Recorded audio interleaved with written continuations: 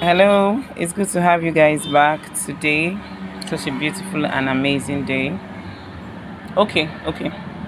Yesterday we talked about financial implications as a discussion you should have during courtship, and we mentioned the areas you should talk about before the marriage. Today we're going to talk of the discussion you should have about money after the marriage proper. Now that both of you are down to the main thing, these are the areas that you are advised to talk about. One is monthly expenses. And when we talk of monthly expenses, we're referring to cases like your rent. If you pay rent, you should have a budget that you put out every month towards paying your rent annually, depending on how you pay rent, but most times annually. And personally, I also encourage people who are even house owners, even if you don't pay rent, still budget some amount of money monthly for your house maintenance. Yes, your house maintenance. Budget some money towards that. Then you also budget towards feeding.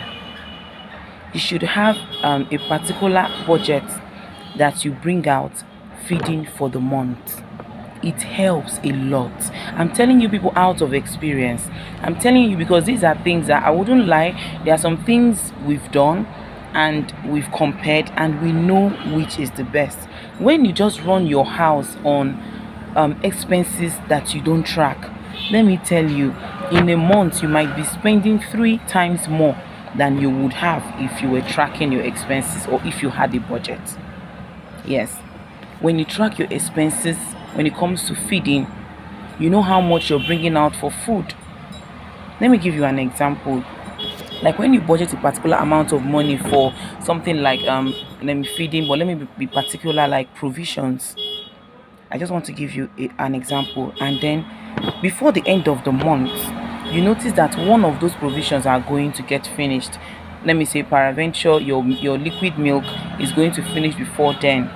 Why not keep using liquid milk to take that pap till the end of the month, so that it helps curtail the amount you're spending. But if you don't have a budget, once it finishes, you buy another one, or you can substitute. If your sugar is running out and you have honey, you can substitute your sugar with honey. These are things that help you maintain a particular budget so you don't overspend. And to be very honest, these are the places that sometimes when couples do not work on, they end up spending more and it starts bringing misunderstanding or problems in the family. Then you talk of budgeting monthly for like maybe bills like your lights, things like that. When you budget for lights, like if you use a prepaid meter, you're going to use 3,000 naira. I'm just giving an example though. You budgeted 3,000 naira for the month for light. My dear, you will make sure that all the light bulbs that are not used are always switched off. But if you don't, you see that you pay more. Then we talk of transportation. You budget a particular amount, probably you're a car owner, for fuel, and then you see that there are places you can go with your leg that are not too far. My dear, it's time to start exercising those legs so that you can live within your budget of buying fuel for your car, or take transport in public transport. Or if you don't have a car and you take transportation, it will help you cut going to some places that are unnecessary. When you see that your budget for the month is going way beyond, you have to cut down going to some places that are not necessary. Then we'll talk of saving and investment. This is a discussion both of you should have. You should plan to save. Now you're married, you need to start saving, you need to start investing. What do we invest in? Then you talk of children expenses. Children will start coming. How do we take care of these children? I learned something from a very good friend of mine. All her children had accounts after they were born, and what those accounts did for them, it helped them train those children more. And I learned it from her, and I did with all my children too. Maybe opening accounts for them as they come, or buying shares, or making investment in their name so that when they start coming and when they start growing, it helps you take care of them properly. Then we talk of education, also about the children. What kind of schools do we want our children to attend? Public schools, private schools, boarding school, day school.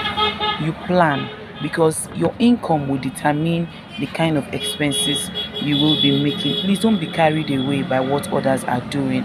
Do what works for you. The most expensive school does not mean a child will get the best. There are children who go to less expensive school and come out the best. Then we talk of business and career. Your business, if both of you are into business, how do you budget for your business? Your career, how do you, maybe probably you're working, you want to improve in your career, you want to go further, specialize, some things like that. You have to budget also in those areas. Then finally, you have to talk about giving and tithing.